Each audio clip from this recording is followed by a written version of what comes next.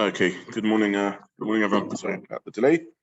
So we're looking at the sugya on Kuf Chaf Gimel Dalef, Paga SheTamna BaTeven, this fruit, this unripe fruit which is put in straw to ripen it, or the chaburah, this cake or loaf which is left in coals in order to finish its baking process.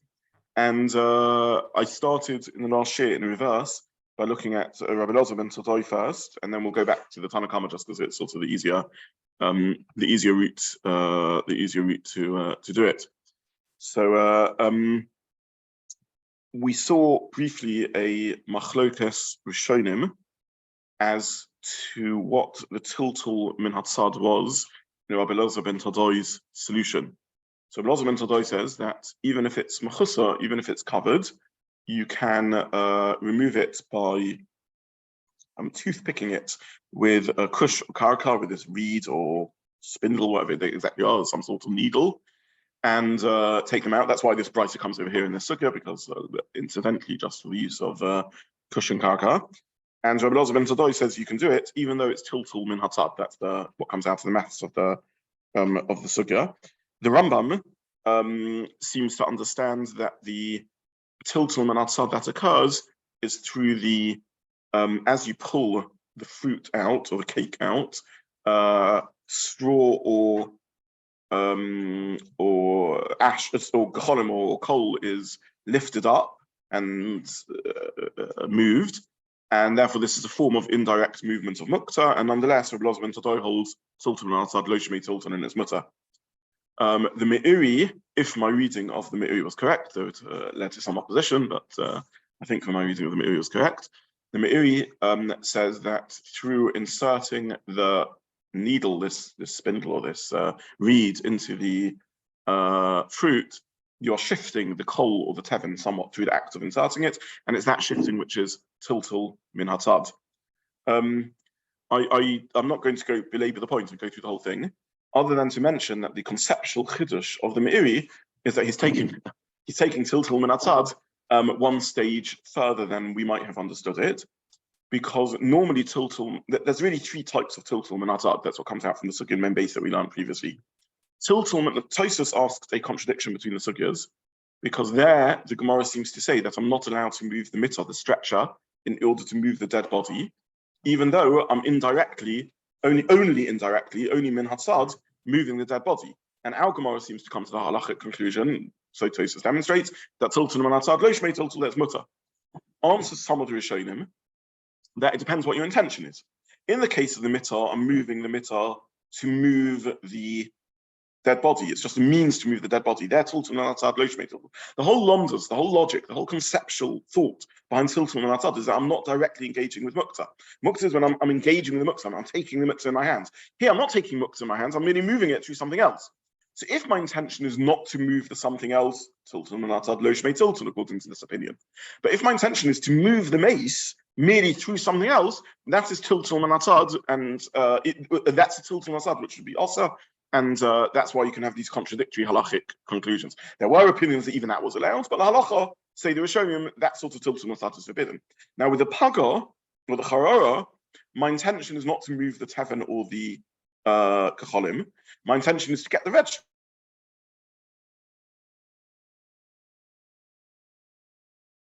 I'm moving it via the indirectly. Conceptually, intentionality-wise, I'm not engaging with the Muktza because I'm trying to get the fruit, and the Muktza just merely moves along with it. Therefore, Titul min HaTsad lo shmei Titul. That's the conclusion of the Rishonim. Now, the Me'uri has created for us a middle position.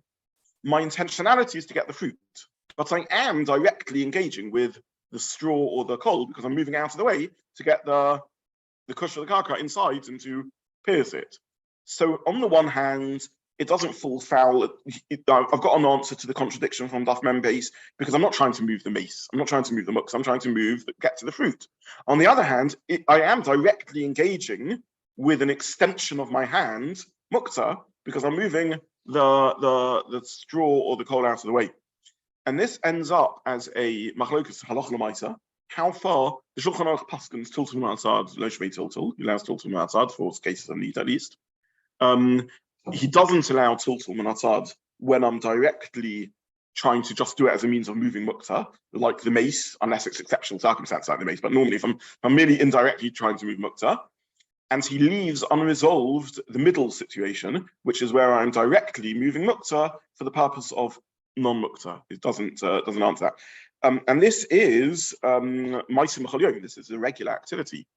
Can I, for example, if I have Muktza on my table, let's say Muktza machmas gufay, so proper Muktza that isn't Muktza l'sorech makomo. So I have rubbish left on my table. Can I move it with a dustpan and brush, Titul and HaTsad? Right. So the Taz and other Rishonim, other poskim allow it. The Shulchan Aruch Harav, the Shulchan Aruch, the BaTeven says, I don't understand. This is, he calls it Yod HaRichter. This is meaning an extension of my hands. I'm directly engaging with it. And he doesn't bring the Meiri. It's quite possible he didn't have access to the Meiri. The Meiri, much of the Meiri was lost through the generations. But effectively, he asks the question that we were all bothered by in the Meiri last week when we gave the last year. And he says, look at the language of the Gemara in Kuf Chaf Gimel Amud Aleph. It doesn't say that you're allowed to move the coals or the straw through the cushion karka. It says you're allowed to move the fruit, the haim, manaris ma'aleim, and they get moved by themselves. So we're not talking about a direct movement merely through an implement. We're talking about an indirect movement because I'm moving the fruit, and the coal and the thing is manaris ma'aleim. They are near, they are lifted up by themselves, they are moved by themselves. He says that language, and the way I'm misquoting now, he said that language doesn't sound like the Meiri. It doesn't sound like the Meiri. Meiri says, give me 1 second. The Meiri is directly, he's not quoting the Meiri, he didn't have the Meiri, but he's built a figure that's arguing like the Meiri, and he says it doesn't sound like that in the argument of the Gemara. Okay, so just to summarize, and then I'll go into answering. There are two ways of reading the Gemara.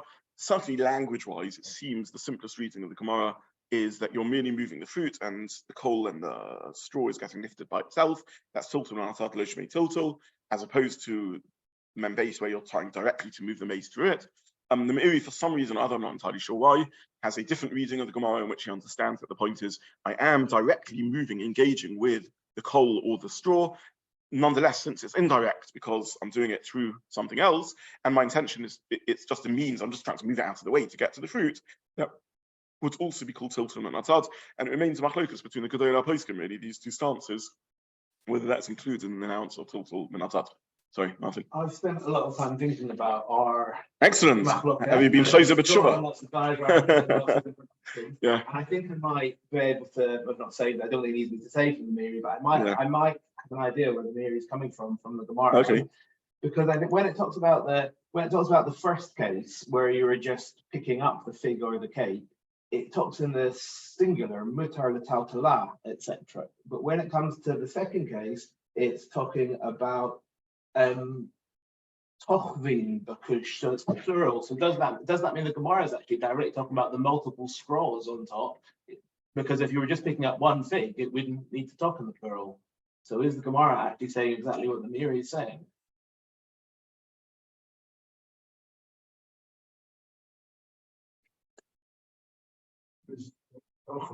Since, like you say in English, one. But in the first case, it uses singular. No, use plural, yeah, so. the plural is clearly going on the Muktza, on the coal or the thing, because for Hain, the continuation of the sentence, the Hain Menaris Ma'aleh, and they move by themselves. So the Gemara doesn't even mention the fig or if that's the reading, then actually it is directly the straw or the coal that you're Okay, I don't answer the part because I need to reflect on the point and on the grammar and the Hebrew and the language used. Noted. Nice point. Thank you for investing the effort. And I'm not sure what to make of it, but yeah. I also found your reading of the Meiri very difficult, and I couldn't get to grips with it. I just wanted to take it from a different direction. So just to stop you, I hear that the Meiri is a difficult reading in the Mishnah, but are you arguing with my whole reading of the Meiri? You think the Meiri is not saying what I'm saying? Oh, I'm finding myself unpopular here. Yeah. There is possibly something slightly differently with regards in the Paga or the Halacha in Shiur if has something that was about the radish which is buried. The one I just sent today. Yeah. Yeah. The question is, if the radish is completely buried, I think it's in the Mishnah Berurah or if the radish is completely buried, can you take some kind of cushion character and pierce the radish, and then pull the radish out, because the Gemara seems to say that you wouldn't be able to do that. Yes. And there's a mathematics in the Pasuk about whether you could do that. Yes. And it boils down to whether it looks like you're making a pit or not. Yes. Some kind of holding around. So no one is bothered about the fact that by the piercing you are inevitably moving a little bit of earth out of the way. No one is bothered by that. The only question is, are you making does it look like you're making a hole? So you could suggest just another issue with the reading in the Megillah. If the only thing that you're doing in order to retake it, the push of Harakat, is to move it out of the way slightly, no one even says that's a problem. You're entirely correct. No one does, because no one's in the universe of the Meiri. The point isn't whether you can disagree with Meiri for other reasons and still hold this halachic reasoning. In other words, you can hold that you can hold two things. You can hold that it doesn't matter that the reed is pushing things to the side because it's just so trivial it doesn't matter. Or you could say it does matter, but that's not what's going on over here. Or you could say, I don't think there's an issue with directly engaging with Muktza as long as it's tilted on something purpose non-Muktza. You can say all of that. It's stage one of this discussion. None of that interests me. That's all stage two, what we draw out of the Meiri. Stage one is simply what's pshat in the sugya. And the Meiri says, those are the words of the Meiri, the pshat in the sugya is that the tilted on HaTsad is because I think that's what the Meiri says, is because you're moving out to the side. So the Meiri, for some reason or other, is worried about the moving out to the side, or he pictures it as a more significant moving, whatever is going on. I'm just saying the Meiri says that's pshat in the sugya of tilted on HaTsad. And the fact that no one goes with that isn't a proof as to what the intention of the Meiri is. And to me, the language of the Meiri is clear. That's what he's saying. And then out of that would emerge interesting halachic things, which you don't need to read the Meiri's pshat in the Gemara to agree with this halachic conclusion. You say, but as I said, neither the Taz nor the Shulchan Aruch have mentioned the Meiri. They doesn't sound like they had the Meiri. No, we know that Masechet Shabbat the Meiri was lost for many decades. Unfortunately, the Meiri much of the Meiri's thoughts left halachic discourse because his work wasn't widely known. Without going too much into Jewish history, I'll just say very briefly. Ashkenaz, we sort of think of the world as having two communities, Ashkenazi and Sephardi. In fact, there were many Torah centers. There was the world of Ashkenaz, France, and North France and Germany. There was the Torah centers of Spain, which became Sfard. Then there were the Torah centers of North Africa and the Middle East, which eventually came under the domination of Spain. And there was a Torah center of Italy. And then there was a Torah center in Provence, in South France, which was its own Torah center, and produced a bounty of incredible Rishonim. They don't need my agreement, the Raavad, the Balamah, the Meiri, and many others. Each of these Torah centers was eventually destroyed through persecution, but most of them left offspring. So Ashkenaz, Germany, and northern France were to a degree destroyed, but the Ashkenazim migrated eastward, and East Europe became a tremendous Torah center, and they forever called themselves Ashkenazim. They saw themselves as intellectual heirs to Ashkenaz. Spain was destroyed, but they migrated largely towards Turkey and North Africa and the Middle East, and they called themselves Sephardim, and in fact overtook the existing Jewish population, then became the dominant force, and therefore Spain left offspring. Provence, unfortunately, was destroyed, and it had no children. It left no. Its Jews had nowhere to go. Some refugees individually ran away to other countries, but it didn't move en masse. And as a result, the provincial Rishonim made less impact on halachic history than their weight would have deserved. And the Meiri left halachic discourse significantly, and the Raavad is really only known to us through either his footnotes on other works, like the Hasagas of the Raavad and the Rambam, or through him being quoted by Rishonim that did survive, like the Ramban. And the main works of the provincial Rishonim we don't have directly, so that's one of the tragedies of history. So the Meiri was left halachic discourse for, we know they left halachic discourse for many centuries. Okay, so this is either way, like it or not, this is what I think is pshat in the Gemara. I mean that seriously. Actually, I'm delighted that the Olam is picking a fight on this one. It's fantastic, Martin, that you spent a lot of time thinking about this. So, okay. Let's shift. All I really wanted to add today in brief to my last comments were that A, I've re-looked at the Meiri again and rethought it, and I still think that's what he means, and maybe unsurprisingly, and B, that there is halachic nafkamina in this discussion, even though it's not labeled as the Meiri. The two stances do emerge in the poskim, And more than that, the Shulchan Aruch, who takes an oppositional view to what we're calling the Meiri, asks our question on the Meiri, which is it doesn't seem to read brilliantly into the and I only think about Martin's point about the grammar of the Mishnah. I don't want to comment on that. Okay, what we are left with is now the Tanna Kama.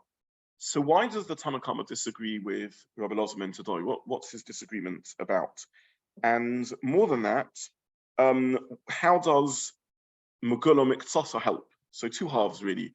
Why is Megula Muktza okay? And why is Eina Megula Muktza not okay? So let's take Rashi first. So Rashi seems to say that if it's Megula Muktza, then you can move it without any Titul min HaTsad occurring. Now, it's true that the straw and the coal will move. That seems to be clear from the continuation of Rashi, but they won't move through my action. So the way I'm picturing it, I think this is what he's saying, is that I'll lift out the fruit, and of course there'll be movement because there'll be a vacuum created where the straw or the coal will fall, but I'm not directly lifting up straw or coal through lifting up the fruit, and therefore it's even less than Titul min HaTsad. As opposed to in Rabbizobin today's solution, when I lift it up because it's got coal or straw on top of it, as I lift it up, I'll also be indirectly Titul min HaTsad, lifting up coal or straw, and therefore that's the debate of Titul min HaTsad. Does anyone? I'm not particularly. Does that agree with how people read it? No. Okay. Does that accord with how people learn this ago? It's the best attempt I've.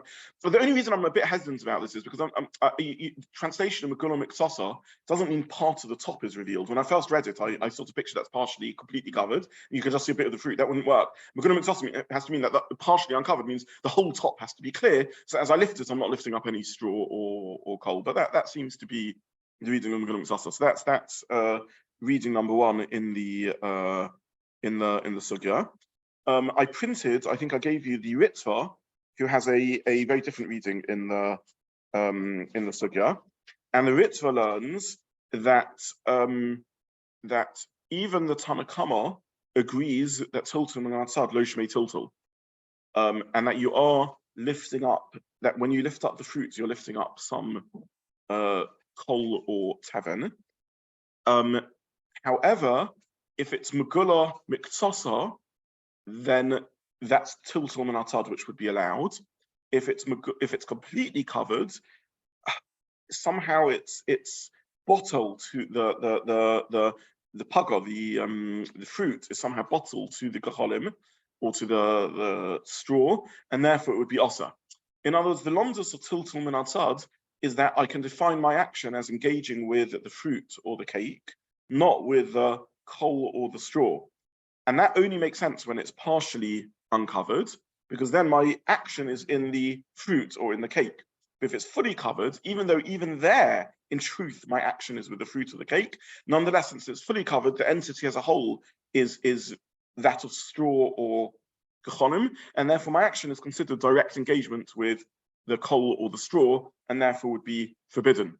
Now, I don't entirely understand this, but I'm just quoting the words he says. But let's just unpick what we do and what we don't understand in this. Okay, so chiddush number one in what he's saying is that even the Tanna Kama agrees Titul min HaTsad lo shmei Titul. He's just stricter than Rabbizobin today because he thinks when it's covered color, you can't rely on the leniency of Titul min HaTsad. So how does that read into the Gemara? Well, Rashi is the simplest reading of the Gemara, because the Gemara goes on to say that Rav Nachman holds Titul min HaTsad lo shmei Titul because he paskins like Rabbizobin today, which sounds like had he paskined like the Tanna Kama, he would have held Titul min HaTsad shmei Titul. But because he paskins like Rabbizobin today, we have evidence that he holds Titul min HaTsad lo shmei Titul. So Rashi therefore read the Gemara in the simplest way that the Tanna Kama holds Titul min HaTsad shmei Titul. But what's going on over here is that it's not even Titul min HaTsad, and Rabbizobin today says it is Titul min HaTsad. The Ritva's reading, and its various other Rishonim also, which I didn't print, is no, both agree that Titul min HaTsad lo shmei Titul. It's just explicit in Rabbizobin today. There's no confusion over the fact. And therefore, if Rav Nachman paskins like Rabbizobin today, clearly holds Titul min HaTsad lo shmei Titul. But in truth, even had he paskined like the Tanna Kama, we could have realized that he held lo shmei Titul. But it's just, one second, it's just clearer that when he says that paskins, when Rav Nachman says Halacha Rabbizobin today, he holds lo shmei Titul. Had Rav Nachman wanted to paskin shmei Titul, he would have had to say that neither opinion in this price is la halacha. What is the halacha? Like another brisa that we have in which we see there's a third opinion in which tiltul and HaTsad lo shmei tiltul and HaTsad shmei tiltul. But both opinions in our brisa hold that tiltul and HaTsad lo shmei tiltul, and that's the Shiur the Gemara. One second, that's the Shiur the Gemara asked, which says how can Rav Nachman paskin like Rav Zobin clearly holds lo shmei tiltul. But the truth is, even if you paskin like the Tanakama, you would have held lo shmei tiltul. If you'd have wanted to hold shmei tiltul, if let's say I don't hold like either opinion in this price, I hold like another source from somewhere else. That's chiddush number one in the Ritva. So I'll pause because yeah. Just to clarify the way the Ritva is moving the Gemara, we see that the statement of Halacha story is not really the interesting statement of the Gemara. Then the Gemara is going on the fact that the Ritva has an alternative. So the Nachman has an alternative case where he holds something else, and that's really the question of the Gemara. So he says Halacha's rather than story is not really interesting. When Rav Nachman says halacha of Rabbizobin today, it's interesting in the sense that he's engaging with the brisa and paskening lo shmei tiltul. But who didn't he said like the Tanakama? Now that we're saying, wait a minute, how can you even weigh into this? You've said something else. How can it? No, it's a bit stronger than you're saying. If you're saying halacha of Rabbizobin today, clearly hold lo shmei tiltul, and you Rav Nachman have said elsewhere that shmei tiltul. So it would mean the same. But by paskening like either opinion, you're holding lo shmei tiltul. That contradicts your view. That's what the Gemara means according to the Ritva. And yeah, sorry, Martin. So I've not actually even got the Ritva, maybe because I spent too long thinking about the Miri and our disagreement. Yeah. But that's why, by the way, I summarized it, so I didn't look at it inside. You can look at it at your leisure inside. Yeah. But I've been looking at the Miri through the lens of Rashi's interpretation, but actually I think the Ritva's interpretation maybe makes it even stronger that is what's going on. That if you've got two options, you do have a fig covered in straw. It's either partially covered or it's totally covered. If it's partially covered, you're able to reach in, pick up the fig, lift it up, the straw falls off, and that is tiltul min HaTsad through the fig, but it's fine because you're acting on the fig directly. And then but if imlav is that if it's not, there's no way through your hand at all. Let me first hold to have a look at the Ritva inside before. Wait till next till Sunday. Have a look at the Ritva inside. Yeah. Till Tuesday. Yeah. Have a look at the Ritva inside. I hear where you're going, but I think you need to see the Ritva inside. Okay, so this is Can I just ask a quick question on the case of Megillah Miktza? You were saying that it's you, at least in Rashi, I think you're saying that there's no, when you lift up the thing, the Paga or whatever it is, the earth just falls into the hole that's created, but there's no earth on top of the Paga. That's what I think Rashi means. Yeah. But then what does it mean to be Miktza? I think Miktza means completely. It's Megillah Miktza. No, I think Miktza means that part of the fruit is revealed, meaning the whole of the top. But there's still part of the fruit that's not revealed. Okay. The lower part of the fruit. Yeah. That was why I was a bit hesitant. I would have liked someone to spell that out clearly. Because it's not intuitively how I read Megillah Miktza, but I think that's how Rashi's reading it. Okay, answered. Okay, thank you. Yeah. It's the same as Titus Rif, which also holds under the Ritva here. Yes. And he just spells out a little bit. Yes. When it says the name of something, the fact that Rav Nachman had been, since he passed like this, he was goyress this price at all. Yes. And since it's goyress this price at all, he must hold like. Yeah. Yeah, you could say like that, or just if he could have passed him against the whole price because he has some other source against it. But either way, since he's engaging with this pricer, it clearly holds tiltul min HaTsad shmei tiltul, lo shmei tiltul, and were he to have stuck to his original position of shmei tiltul, either he shouldn't have been going to the pricer or should have said there's a third opinion or whatever it may be. But yeah. I found some of the detail of what Rick says to understand. He said in the case of the mace. Yes. So there must be, because in the case of the mace, if you're talking, I didn't understand the connection at all to the case of the mace.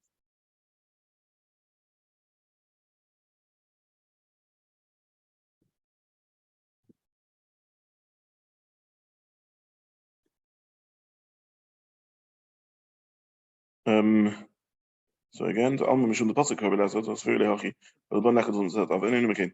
But after the time coming to me, Sat Ika, Kevin Shemana Gechalim BaTeven, Kishnator Makam Gula.